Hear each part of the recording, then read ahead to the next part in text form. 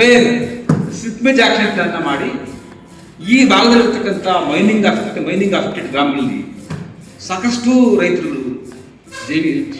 Biodiversity ಹಾಳಾಗಿದೆ, ಜನಗಳ life ಎಲ್ಲ ಅವ್ರಿಗೆ ಸಾಮಾನ್ಯ ಜೀವನ ಅಗ್ಗೆಟ್ಟಿದೆ, ಸಾಯಿಲ್ ಫರ್ಟಿಲಿಟಿ ಹಾಳಾಗಿದೆ, ಎನ್ವೈರನ್ಮೆಂಟ್ ಹಾಳಾಗಿದೆ, ಪ್ರೊಡಕ್ಟಿವಿಟಿ ಹಾಳಾಗಿದೆ.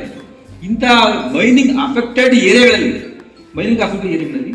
ಒಂದು ಕ್ರಿಯಾಯೋಜನೆ ಮಾಡಿ ಅಂದರೆ ನಾಟ್ ರೆಸ್ಟೋರ್ ಪ್ಲೀಸ್ ಡಿಸ್ಟ್ರಾಯ್ಡ್ ಏನು ಡಿಸ್ಟ್ರಕ್ಷನ್ ಆಗಿದ್ರೆ ಅದು ರೆಸ್ಟೋರ್ ಮಾಡೋದ್ರಿಂದ ಅದು ಆಕ್ಷೇಪಣೆ ಮಾಡಿರ್ತಕ್ಕಂಥದ್ದು ಸರ್ಕಾರದ ಸೂಚನೆಗಿಂತ ಏನು ಸುಪ್ರೀಂ ಕೋರ್ಟ್ ಸೂಚನೆ ಇದೆ.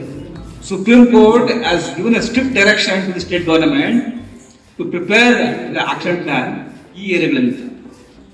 ಸೊ ಹಾಗೆ ನಾನು ಯಾಕೆ ಹೇಳಿದೆ, ಇದು this action plan is entirely different from other action plans. ಬೇರೆ ಯೋಜನೆಗಳಲ್ಲಿ ಮಾಡ್ತಿರ್ತಕ್ಕಂಥ ಆಕ್ಷನ್ ಪ್ಲಾನ್ ಎಂಟೈರ್ಲಿ ಡಿಫ್ರೆಂಟ್ ಇರ್ತದೆ. ಸುಸರದಲ್ಲಿ ಮಾಡಿರ್ಬೋದು, IWMP ಮಾಡಿರ್ಬೋದು, PMKS 2.0 ಮಾಡಿರ್ಬೋದು, NWT ಮಾಡಿರ್ಬೋದು.